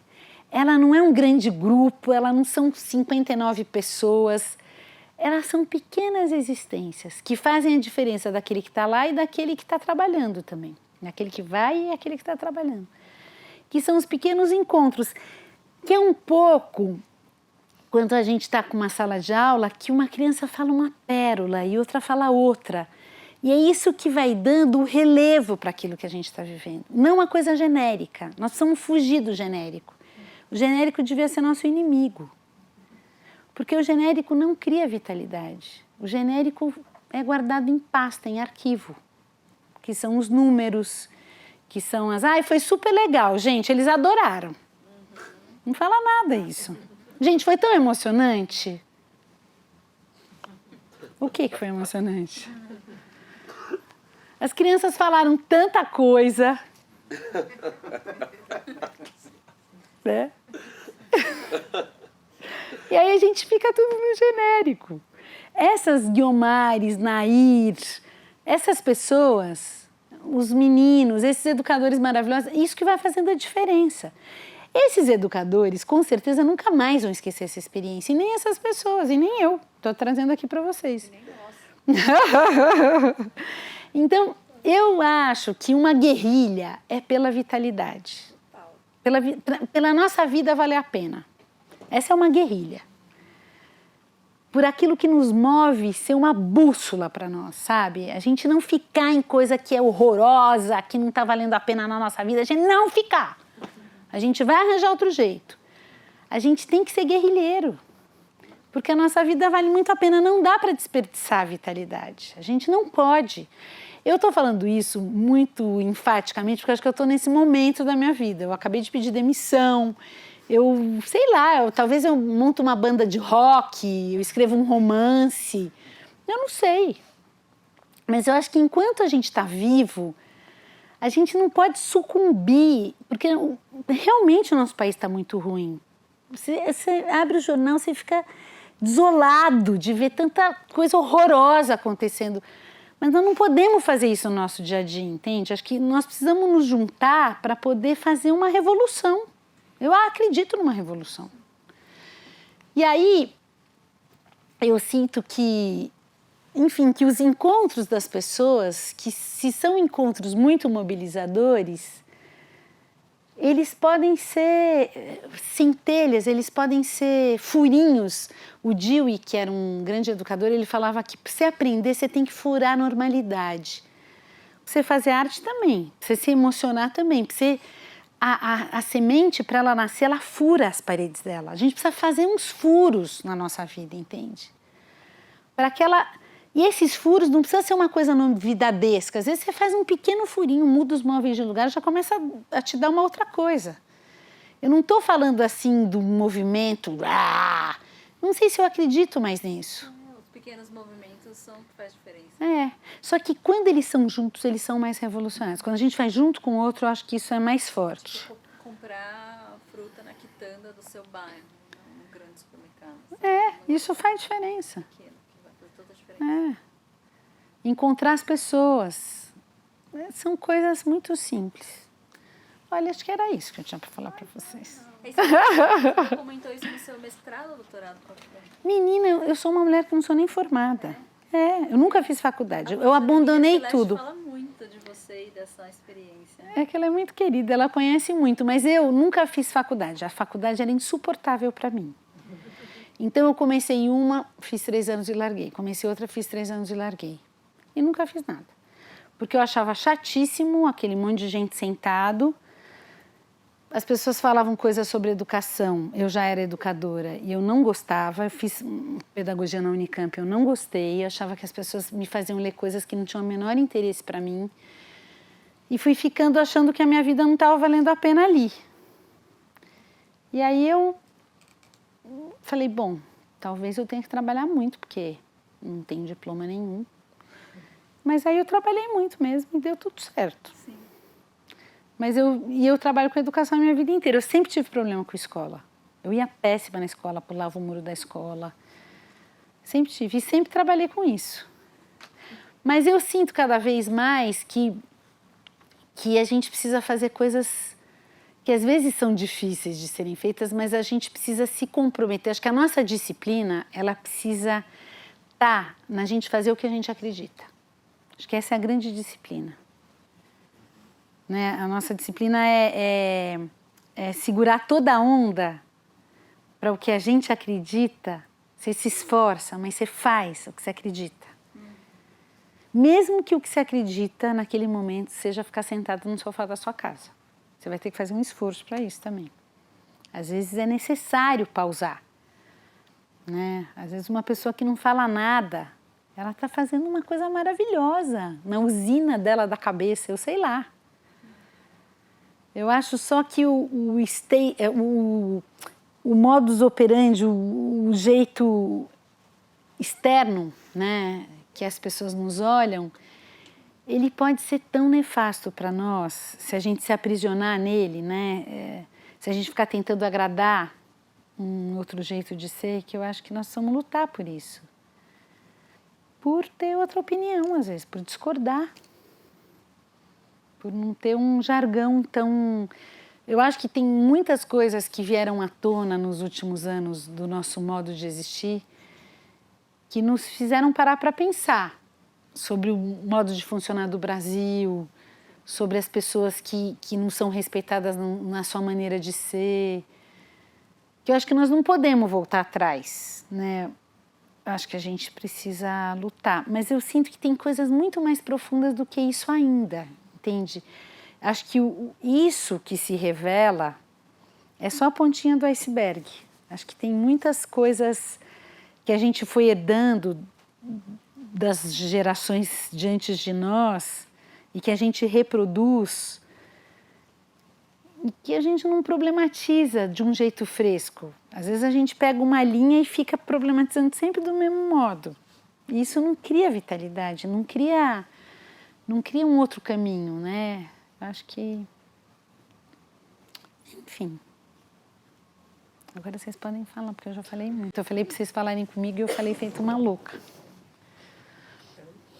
Deixa eu só passar um informe. A gente tem 2 ônibus para agendamento com grupos e antes da gente terminar aqui, a Jéssica, que está lá no fundo, vai conversar com professoras ou professor para ver se é o caso mesmo. Então a gente tem para esse encontro 2 agendamentos já para a exposição do Egito Antigo, do cotidiano à eternidade, que abre em meados de fevereiro, né? Então, assim, não só estou falando que antes da gente sair daqui... Mas eu acho que você faz muito bem de falar. Muito legal. E aí tem o certificado para vocês que estão participando do Transversalidades com a Estela. A gente tem aqui a lista de presença digital num tablet. Se alguém ainda não preencheu a lista, por favor, queira preencher, que é muito importante para essa reunião de dados do programa, né? Isso que faz com que a gente continue e permaneça em realização. E um último informe que ao fim da atividade tem as vans, o transporte de vans que levam vocês até a estação de metrô República. Sai aqui da fachada da porta principal do CCBB. Tá? Então, quem quiser ir de essa imagem vai ser disponibilizada? Assim, houve uma alteração do modo de fazer hoje, que em geral a gente tem as intérpretes de Libras, porque é uma atividade que é registrada em vídeo e tem Libras justamente porque é uma atividade voltada para a comunidade surda, para a cultura surda de uma maneira geral. Hoje houve uma situação específica que as intérpretes não vieram. Então, a Libras vai ser feita por edição logo após. Então, a janela em Libras vai ser inserida. Em geral, já é gravado com. Sim. E era uma questão de agendamento da empresa que trabalha conosco. então vai ser realizado posteriormente. Então, tem uma edição e fica disponível no site ccbbeducativo.com. Tá? Todas as edições do Transversalidades, das 4 cidades, os vídeos são editados e ficam lá disponíveis. Era isso. Foi ótimo. Bom, alguém quer falar alguma coisa, fazer alguma pergunta? Pode falar.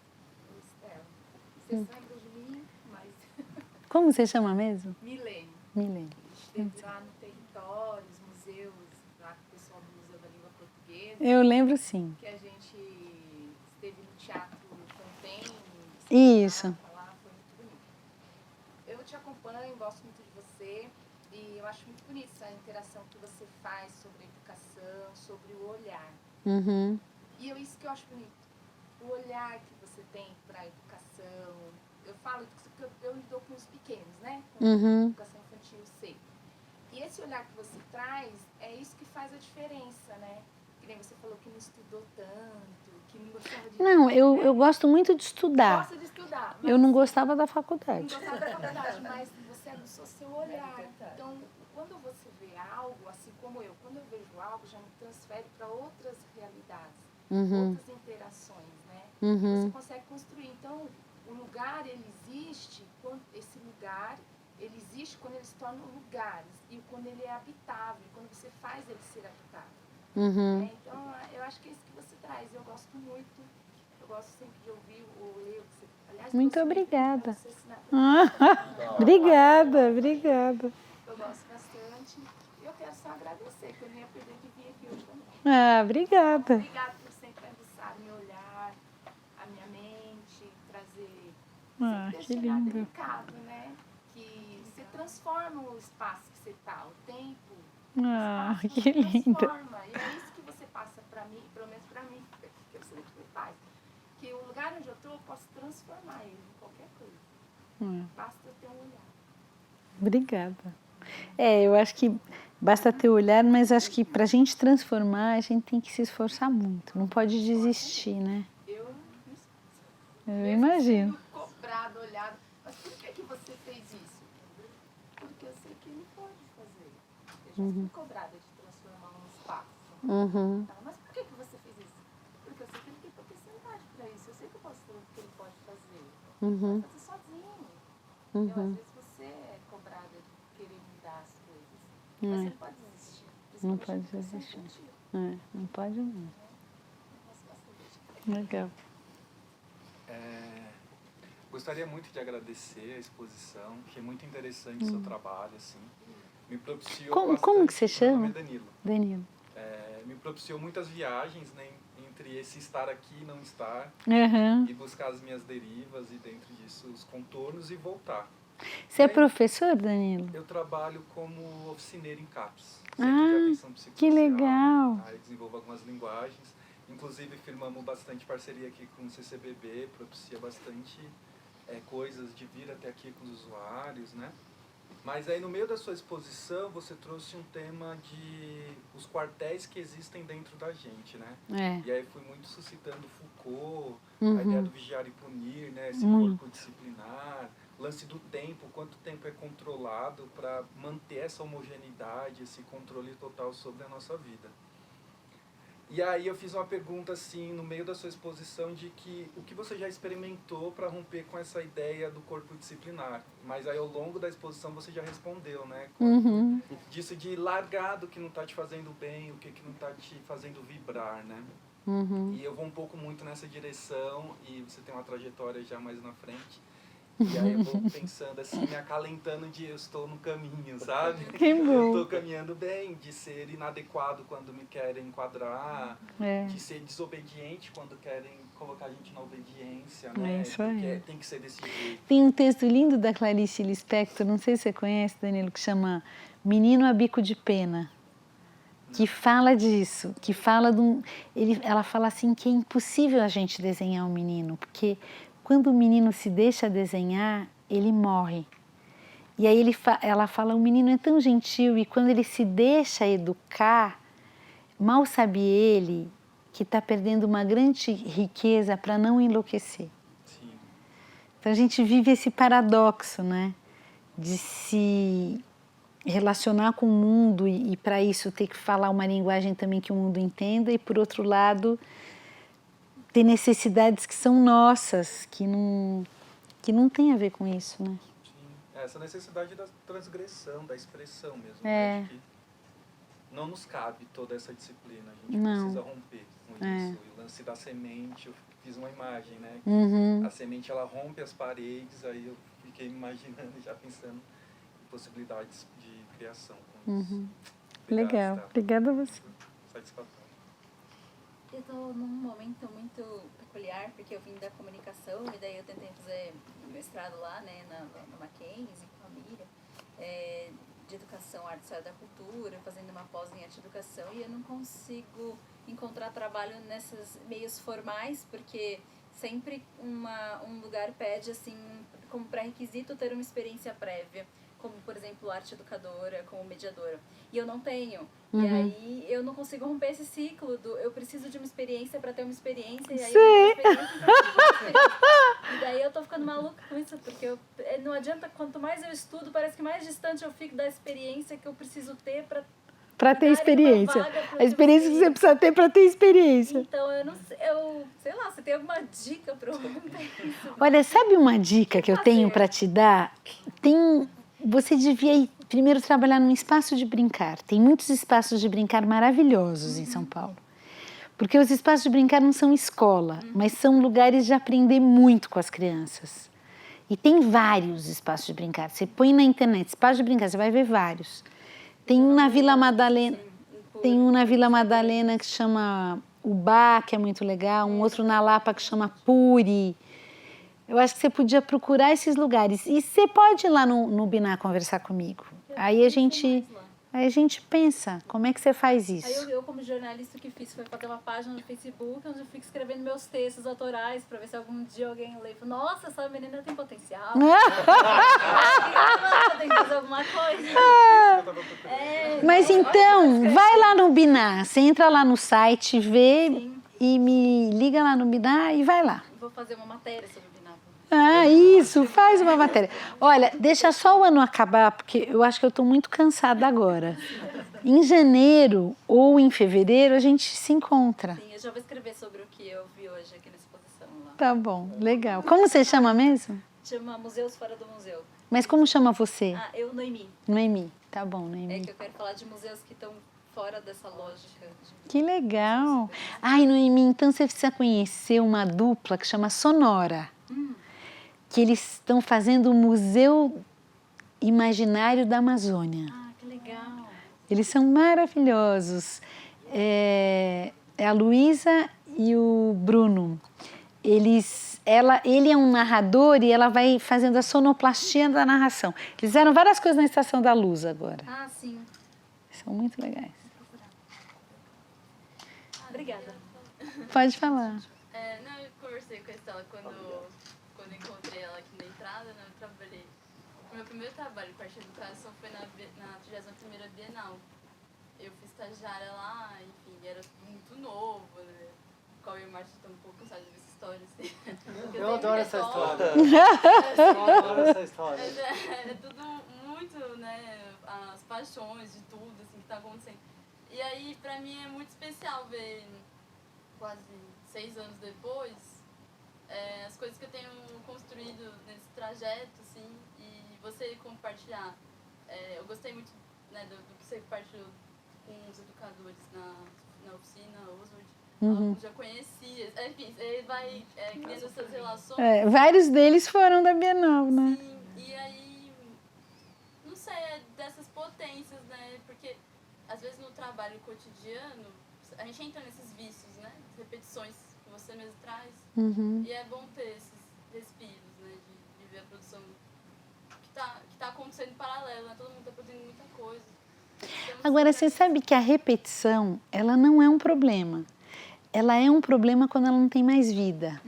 Por exemplo, você deu um ateliê, ou você fez uma visita que funcionou muito bem, e você fala, vou fazer de novo, porque acho que eu posso melhorar esse negócio. Aí você faz lá 20 vezes, só que depois você não aguenta mais ouvir o que você está falando. Aí você precisa fazer outra. Então, a repetição ela é uma coisa boa, ela não é uma coisa ruim. Senão a gente fica no ouvidadesco e também fica superficial. Repetir é muito bom, mas quando você vai criando pequenas diferenças que geram vitalidade. Aprendeu com aquilo que você fez, aí você... Isso. E chega uma hora que você não quer mais fazer aquilo, pronto, acabou. Mas enquanto aquilo está gerando vitalidade, para aprofundar é fundamental. Você vai lapidando, né? É isso, acho que esse encontro sai daqui muito motivada mesmo, né? Foi muito especial. Ai, que bom, obrigada. Eu também gostei muito de estar aqui com vocês. Foi muito bom para mim Eu quero também. agradecer também. Porque assim, eu participei no Bienal das Escolas. Sei. Então tinha Foi as muito suas legal. ideias lá, e o pessoal da Bienal indo lá na escola, né? É. E aí o tempo vai passando, vai entrando dentro de caixinhas. É. Vai assim, você vai ficando duro, preso, é todo dia, toda aula. E você trouxe um renovo, assim. Eu botei muitas ideias para poder que sair legal. novamente e renovar mesmo. Sou muito grata. Ai, que bom. Mirella. Mirella, legal, Mirella. Também quero agradecer. Eu sou sua fã há muitos anos já. Gente! Educativa, 10 anos. E assim, tive um tempo na escola pública, né? Sei. Trabalhei também já em exposições, não muitas. E hoje já passei dos 50 e ninguém me quer mais em lugar nenhum. Né? É mesmo? Eu tô sem trabalho. Eu entendo desse negócio. Isso é real. Isso é muito real. E vocês estão fazendo um trabalho muito lindo mesmo. Eu tenho acompanhado. Vocês estão de parabéns. Às vezes, esses tempos das instituições e os nossos, né? Às vezes entram um pouco em choque. Mas às vezes se harmonizam também. É verdade. É importante. Eu tenho me alimentado muito dos encontros daqui. Eu venho de outro município, não sou de São Paulo. De onde você vem? vem? Ah, do Embu. Né? Então, assim, nesse deslocamento, né, que eu faço, eu já entro também, né, em contato com várias outras coisas. E acho que tem que continuar, espero que o CCBB continue.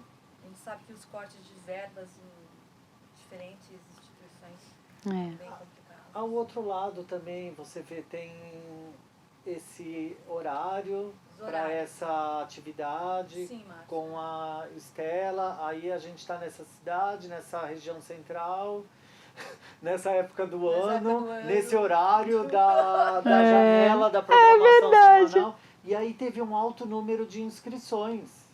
E aí tem quebra de adesão. Acontece isso também, de que às vezes... E tudo bem, mas o que vai fazer? É isso, depende do dia, sei lá, do depende mês. De vários retores, entendeu? Na verdade. Agora, se você fala que você é do Embu das Artes, não sei, para aquele lado, tem um lugar que a gente vem trabalhando, vem estabelecendo parceria, que é a OCA Escola Cultural, em Carapicuíba. Ai, é então, maravilhoso. Assim, é um lugar que está aberto para contribuições, para diálogos e colaborações. Ótima ideia. Então, assim, como está mais perto de Embu do que de São Paulo, talvez em alguma Você hora pode procurar a Lucilene lá. A Lucilene é uma amigona minha, ela é uma mulher maravilhosa. Tem a Vera, tem a Antonieta. São todas legais. Você já conhece, porque é um campo Mas aí procura. que... Lucilene, pode procurar. E obrigada de vocês terem vindo, porque realmente, olha, nessa época do ano, vocês se disporem a vir com essa cidade, essa loucura, vocês foram muito guerreiros. Obrigada, viu? E a gente ainda viu exposição e eu vi o coral. Foi completo o programa. Programa completo. Mas a cereja no bolo. Cereja no bolo. Puxa, nessa altura da vida ter cara de cereja achei maravilhoso. Melhor que laranja, amor. Bem melhor, bem melhor. Alguém tem alguma pergunta, algum comentário, alguma sugestão entre vocês aí? Então, eu acho que a gente acabou. Termina aqui a conversa com a Estela. Muito obrigada, gente. Obrigada, viu?